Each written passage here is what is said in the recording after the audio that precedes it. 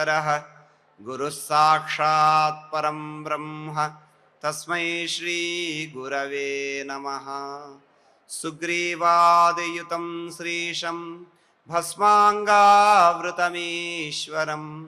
महेश्वरसमं ध्यायेत् किष्किन्धाकाण्ड उत्तमे। श्रीरामचंद्र परब्रह्मणे नमः। अथ श्रीमद्रामायणे आदिकाव्ये किष्किन्धाकाण्डे एकादशः सर्गः। వాలి యొక్క దుందుభి పరాక్రమాన్ని అంటే దుందుభిని సంహరించిన పరాక్రమ వైభవాన్ని చెప్పిన తర్వాత సాలవృక్షముల యొక్క విశేషాన్ని తెలియజేస్తూ ఉన్నాడు సుగ్రీవుడు రామచంద్ర ప్రభువుకి. అంటే వాలి తన యొక్క అపారమైనటువంటి బలం చేత వాటిని బలంగా కదిలించేవాడు. అంటే ఈ విషయాన్ని చెప్పడం ద్వారా వాలి యొక్క అసాధారణమైనటువంటి శక్తి ఏ విధంగా ఉందో ఆ శక్తి చేత ఆ చెట్టునన్నిటిని కదిలిస్తే ఆకులన్నీ కూడా ఒకేసారి నిష్పత్రములైపోయి మొత్తం కూడా రాలిపోయేవయ్యా అని వాలి మహాబలశాలి అనేటటువంటి విషయాన్ని స్పష్టం చేస్తూ ఉన్నాడు. అలా స్పష్టం చేస్తూ ఏతదస్యాసమం వీర్యం మయా రామ ప్రకీర్తితం కథం తం వాలినం హంతుం సమరే సక్ష్యసే నృపా. ఓ రామచంద్ర, అస్య అసమం ఏతత్ వీర్యం ప్రకాశితం.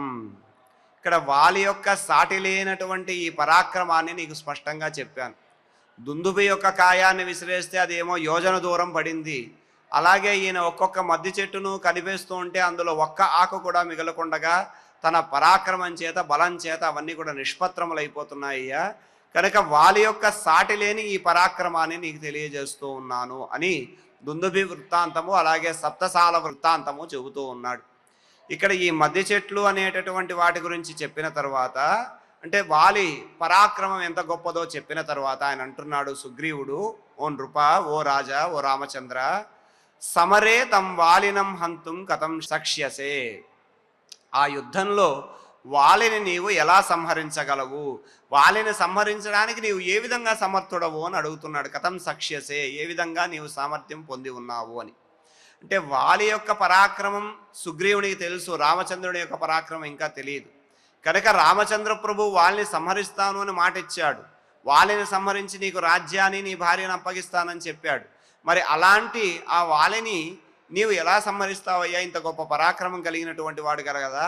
అంటే ఆయన 4 సముద్రాలు చుట్టి వస్తాడు, అలాగే పర్వత శిఖరాలతో బంతులాట ఆడుకుంటాడు. తానేమో దుందుభి శరీరాన్ని అంత దూరం 1 యోజన దూరం విసిరేశాడు.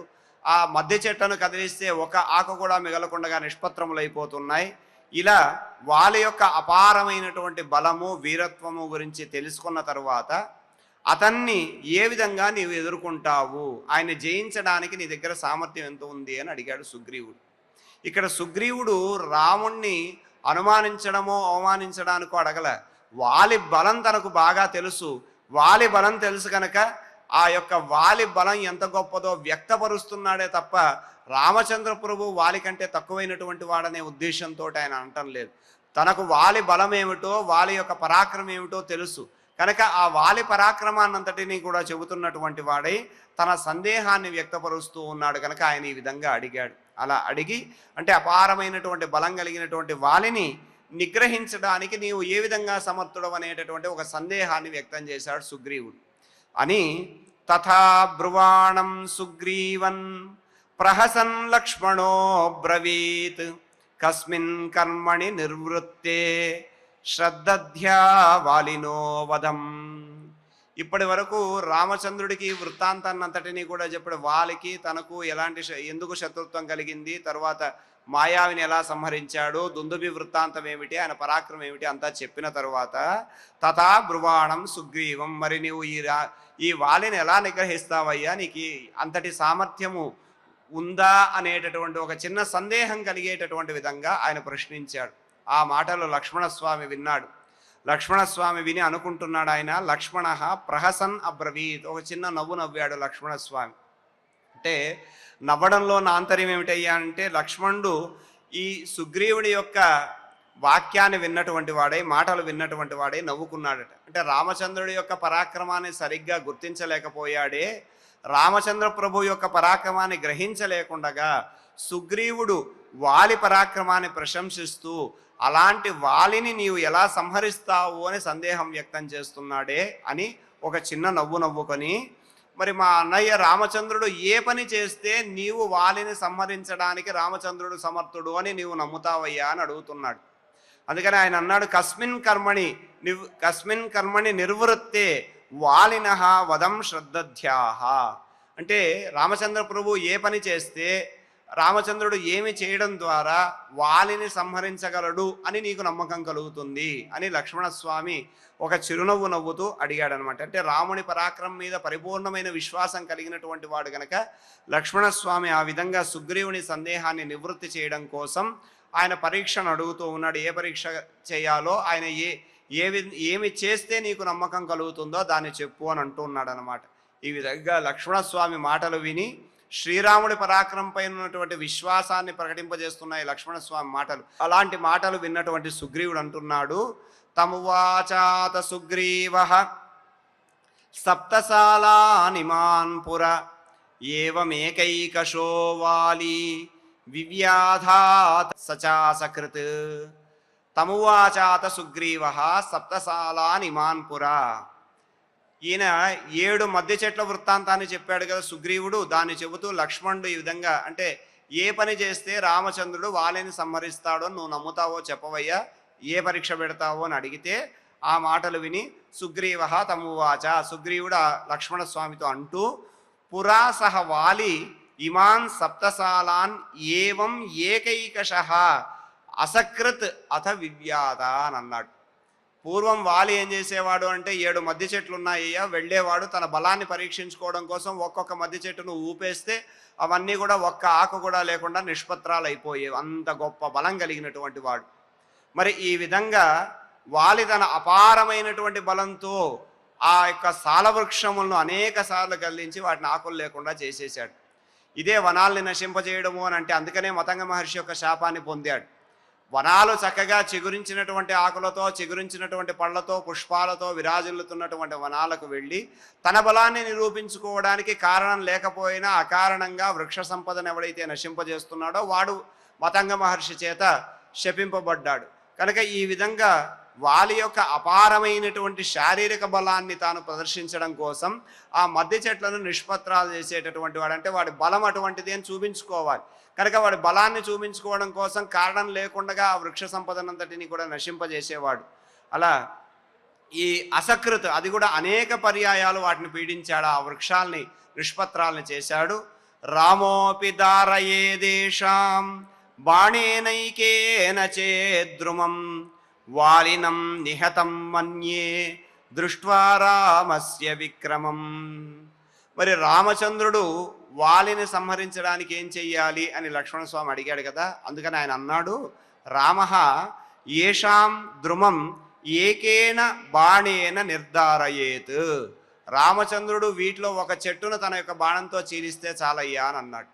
అంటే ఆయనేమో 7 వృక్షాలను కూడా ఒక్కొక్క వృక్షాన్ని అనేక సార్లు కంపింపజేస్తే ఒక ఆకు కూడా మిగిలేదు కాదు, అంత బలం కదా మరి వాలికి.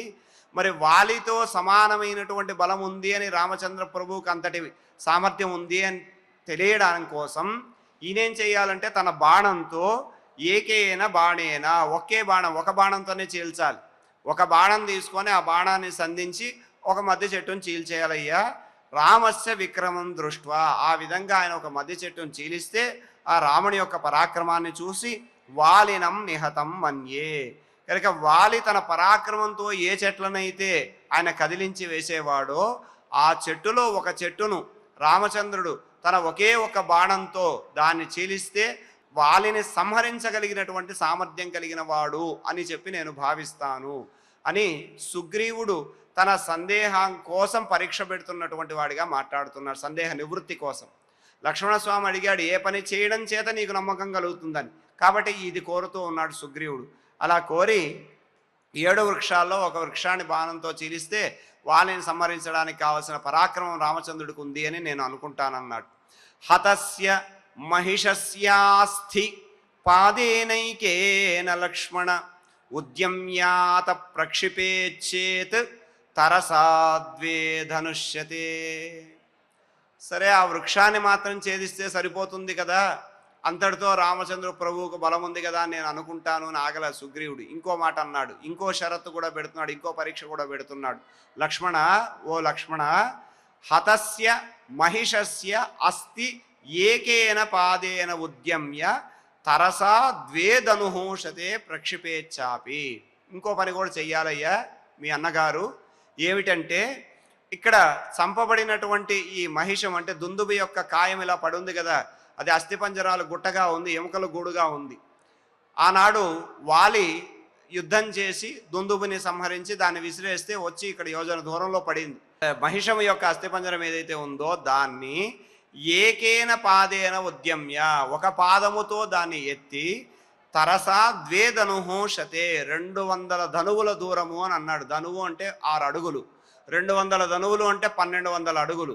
1200 అడుగుల దూరంలో దాన్ని తన యొక్క ఒక్క పాదంతోనే దాన్ని అక్కడ పడేయాలి అని అన్నాడు. ప్రక్షిపేచ్చేపి, విసిరేస్తే వాలిని చంపడానికి రామచంద్ర ప్రభువుకు సామర్థ్యం ఉందని నేను అనుకుంటానయ్యా, భావిస్తాను అని అన్నాడు. అంటే ఇక్కడ రామచంద్రుని వాళ్ళని సంహరించగలను అని నిరూపించుకోవడం కోసం 2 షరతులు సుగ్రీవుడు చెబుతూ ఉన్నాడు అనమాట. అంటే లక్ష్మణుని మాటలు విని సుగ్రీవుడు అంటున్నాడు, ఒక బాణంతో మధ్య చెట్టులో ఉన్నటువంటి ఒక చెట్టును చీల్చాలి. అలాగే ఈ దుందుబి యొక్క అస్థిపంజరం ఏదైతే ఉందో అది ఆనాడు వాలి 2 చేతులతో ఎత్తి గరిగిరా తిప్పి వేసేసాడు కదా, అలా పడిపోయినటువంటి ఆ దుందుబి యొక్క కళేబరం ఏదైతే ఉందో దానిని కాలితో అంటే పాదంతో 200 ధనువుల దూరంలో విసిరేయాలి అని చెప్పి తరసా ద్వే ధనుష్యతే అని అన్నాడు. ఈ మాటలు చూస్తే రామచంద్ర ప్రభువు వాలిని చంపగలడా, ఆయనకు సామర్థ్యం ఉందా అనేటటువంటి సందేహం సుగ్రీవునిలో ఉంది అని అనిపిస్తుంది. కానీ అది సందేహంతో అడిగినటువంటి ప్రశ్న కాదు, వాలి వలన కలిగిన భయంతో కలిగిన ఆ సందేహాన్ని నివృత్తి చేసుకుంటూ ఉన్నాడు ఆయన. అంటే వాలి అంటే ఆయనకు అంత భయం, వాలి చేసినటువంటి పనులన్నింటినీ కూడా చూశాడు గనక వాలి వలన కలిగినటువంటి ఆ భయం చేత సుగ్రీవుడు మహాపరాక్రమ సంపన్నుడైనటువంటి రామచంద్ర ప్రభు యొక్క పరాక్రమాన్ని సందేహిస్తున్నటువంటి వాడిగా ఈ వాక్యాలు పలుకుతూ ఉన్నాడు అని ఆయన అన్నాడు.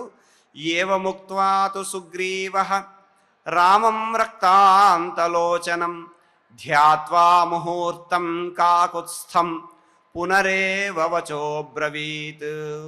లక్ష్మణస్వామి అడగంగానే రామచంద్రుడు ఏం చేస్తే నీకు నమ్మకం కలుగుతుందయ్యా అని అడగంగానే 2 చెప్పేశాడు, 2 షరతులు పెట్టాడు, 2 పరీక్షలు పెట్టాడు. ఈ విధంగా ఒక మధ్య చెట్టును చీల్చవయ్యా, అలాగే ఈ దుందుబి కళేవరాన్ని అని అన్నాడు. ఈ విధంగా పలికి సుగ్రీవః రక్తాంతలోచనం రామం దృష్ట్వా, ఎర్రబడినటువంటి నేత్రములు కలిగినటువంటి రామచంద్రుని చూసి ముహూర్తం ధ్యాత్వా కాకుత్సం పునరేవ వచః అబ్రవీత్, ఒక క్షణకాలం ఒకసారి రామచంద్ర ప్రభువుని చూశాడు. ఎందుకయ్యానంటే తాను ఈ విధంగా రామచంద్ర ప్రభు యొక్క పరాక్రమాన్ని సందేహించి ఈ పరీక్షను అడిగాను అని రామచంద్రుడు ఏమైనా అనుకుంటాడేమో అని ఒక భయం.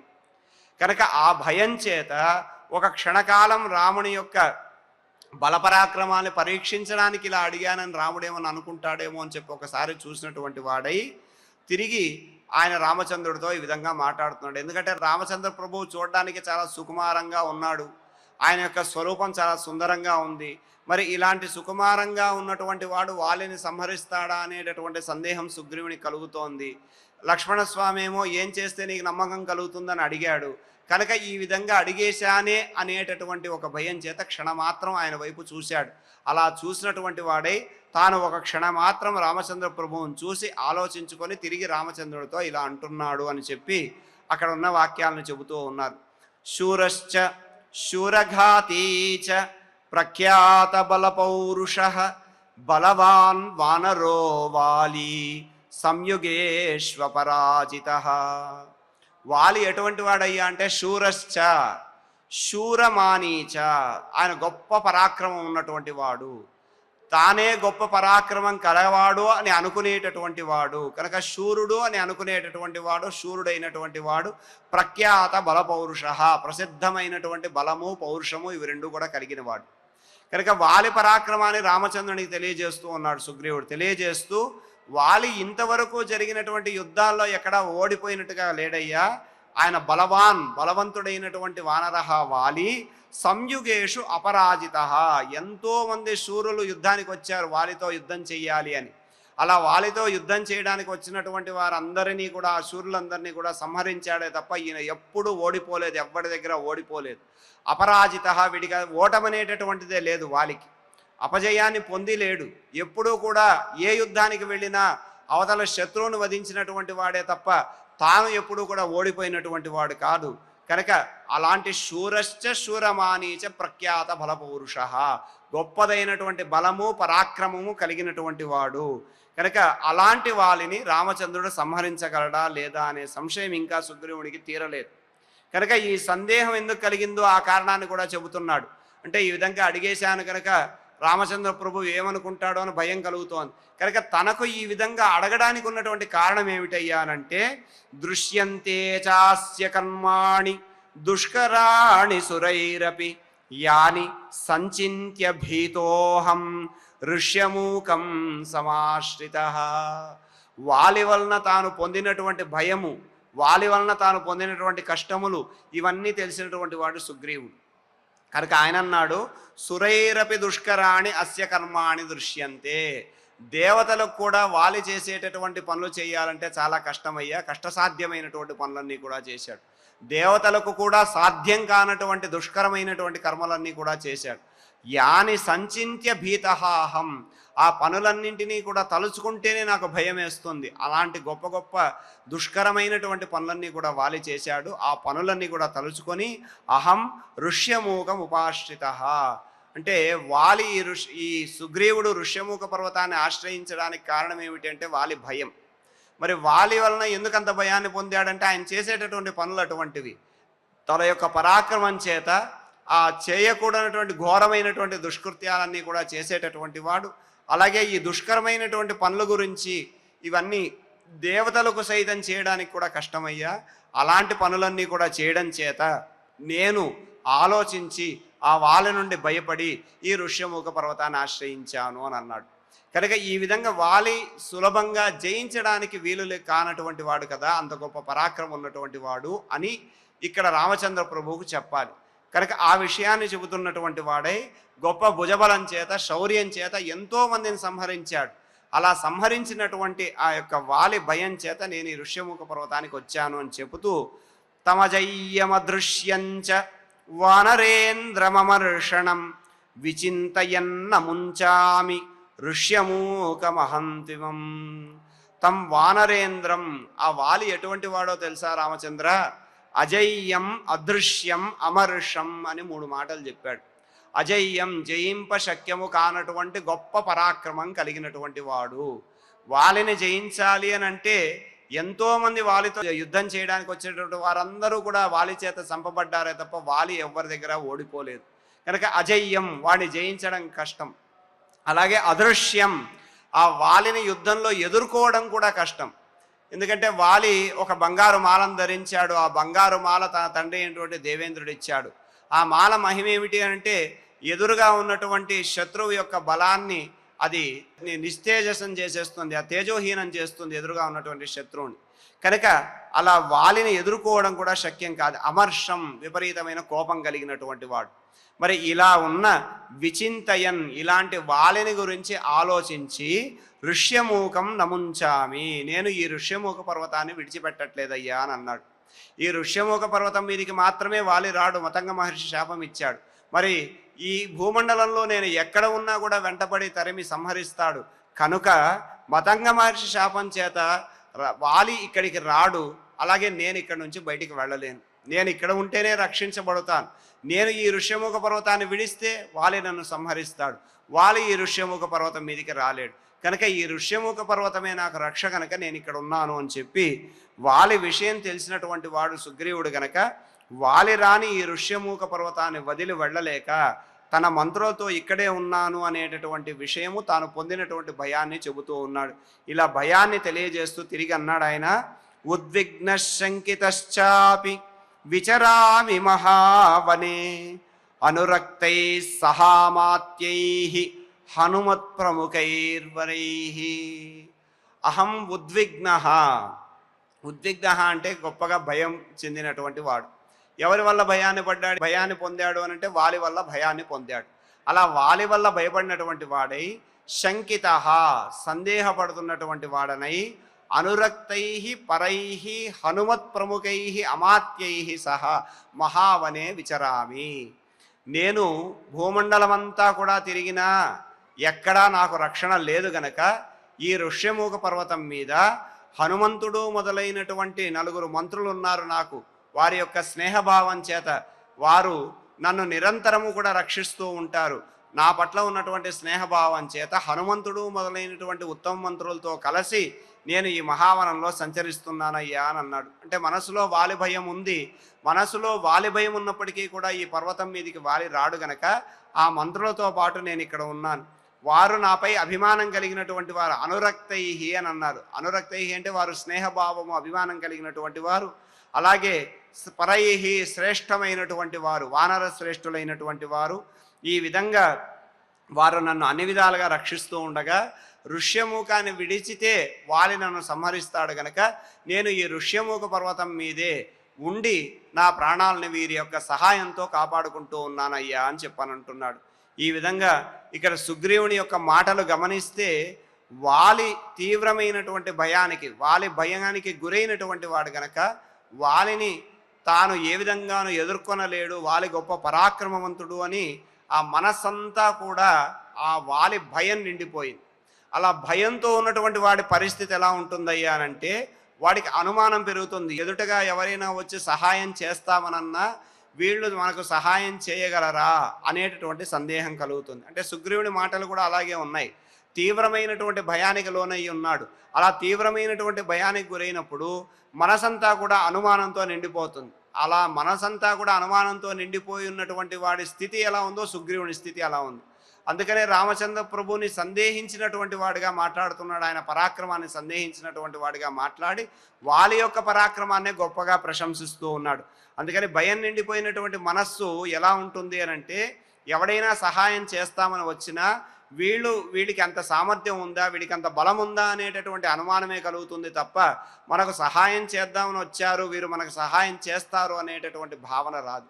కనుక సుగ్రీవుడి స్థితి కూడా అంటే భయము ఆలోచనా శక్తిని ప్రభావితం చేస్తుంది కనుక ఇక్కడ వాలి యొక్క భయంతో ఉన్నటువంటి వాడు సుగ్రీవుడు కనుక ప్రతి విషయాన్ని కూడా సందేహంతో చూసేటటువంటి స్థితిని పొందాడు. అందుకనే ఇక్కడ సుగ్రీవుని స్థితి కూడా అలాంటిది కనుకనే రామచంద్ర ప్రభువును వాలి పరాక్రమాన్ని చెప్పి ఇలాంటి వాలిని ఎదుర్కోగలవా అని అడుగుతున్నాడు. ఎదుర్కోవడానికి సామర్థ్యం ఉందా అని. ఈ విధంగా సుగ్రీవుడు భయంతో కూడినటువంటి ఆ మనఃప్రభావంతో మనస్థితితో తాను ఏది చూసినా ఏ విషయాన్ని చూసినా సందేహిస్తున్నటువంటి వాడై ఈ మాటలన్నీ కూడా రామచంద్ర ప్రభువుతో అంటున్నాడు అని ఇక్కడ ఈ విషయాలన్నీ కూడా చెప్పాడు. ఈ విధంగా తన యొక్క సందేహం ఎలాంటిదో ఆ సందేహాన్ని తాను బయటపెట్టాడు. ఈ విషయాన్ని తెలియజేసి అంటే సుగ్రీవుని మాటల్లో వాలి పరాక్రమాన్ని తెలియజేసేటటువంటి శ్లోకాలు మనం చక్కగా పారాయణ చేసుకుందాం. ఏతదస్యా సమం వీర్యం మయా రామ ప్రకీర్తితం కథం తం వాలినం హంతుం సమరే సక్ష్యసే నృపా తథా బ్రువాణం సుగ్రీవం ప్రహసన్ లక్ష్మణో బ్రవీత్ కస్మిన్ కర్మణి నిర్వృత్తే శ్రద్ధధ్యా వాలినో వధం తమువాచాత సుగ్రీవః సప్తసాలానిమాన్ పురా ఏవమేకైకశో వాలి వివ్యాదాథ సచాసకృత్ రామోపి దారయే దేశాం బాణేనైకేన చేద్రుమం వాలినం నిహతం మన్యే దృష్ట్వా రామస్య విక్రమం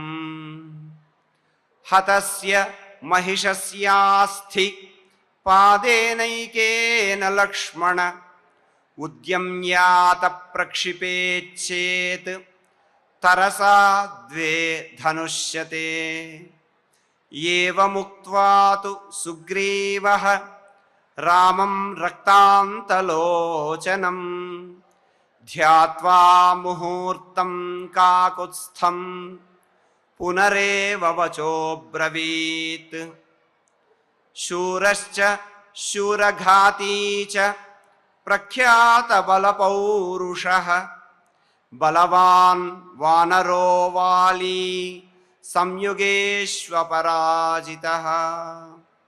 దృశ్యంతే చాస్య కర్మాణి దుష్కరాణి సురైరపి యాని సంచింత్య భీతోహం ఋష్యమూకం సమాశ్రితః తమజయ్యమదృశ్యంచ వానరేంద్రమమర్షణం విచింతయన్ నముంచామి ఋష్యమూకమహం త్విమం ఉద్విగ్నశంకితశ్చాపి విచరామి మహావనే అనురక్తైః సహామాత్యైః హనుమత్ప్రముఖైర్వరైః ఇతి శ్రీమద్ రామాయణే ఆదికావ్యే కిష్కింధాకాండే ఏకాదశే సర్గే 10 శ్లోకాః. ఇలా సందేహించినటువంటి వాడై సుగ్రీవుడు పలికిన మాటలను తెలియజేసే శ్లోకాలు పారాయణ చేసుకున్నాం. ఇప్పుడు క్షమాప్రార్థనాలతో మంగళాంతంగా ఈ కార్యక్రమాన్ని పరిపూర్ణం చేసుకుందాం. యదక్షరపదభ్రష్టం మాత్రాహీనం చ యద్భవేత్ తత్సర్వం క్షమ్యతాం దేవ నారాయణ నమోస్తుతే. కాయేన వాచా మనసేంద్రియైర్వా బుద్ధ్యాత్మనా వా ప్రకృతే స్వభావాత్ కరోమి యద్యత్ సకలం పరస్మై నారాయణాయేతి సమర్పయామి. శ్రియకాంతాయ కళ్యాణ నిధయే నిధయేర్తినాం శ్రీవేంకటనివాసాయ శ్రీనివాసాయ మంగళం.